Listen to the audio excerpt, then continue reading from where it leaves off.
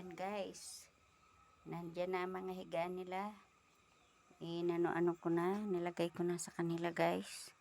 Kasi baka malamigan sila sa semento guys. Kaya dyan muna sila sa loob guys. Mga baby pa sila. Baka magkaroon sila ng kuto sa labas guys.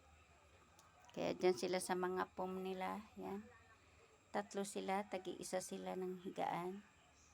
Yan. Isa kay Manny, isa kay Sweetie, isa kay Lucky. Kaya gusto ko silang komportable manirahan dito sa loob ng kulungan guys. Yan sila magkakapatid. 3. Yan. Kaya magdidi na muna sila sa mama nila guys. Pero gustong gusto nila guys lumabas. Yan o. Yan o. Sa kulungan naglalakad sila guys.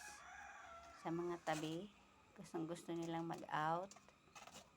Kaya na muna guys. Thank you for watching guys. Hindi pa sila sanay dyan sa kulungan. Gusto nila maglabas talaga. Yan o.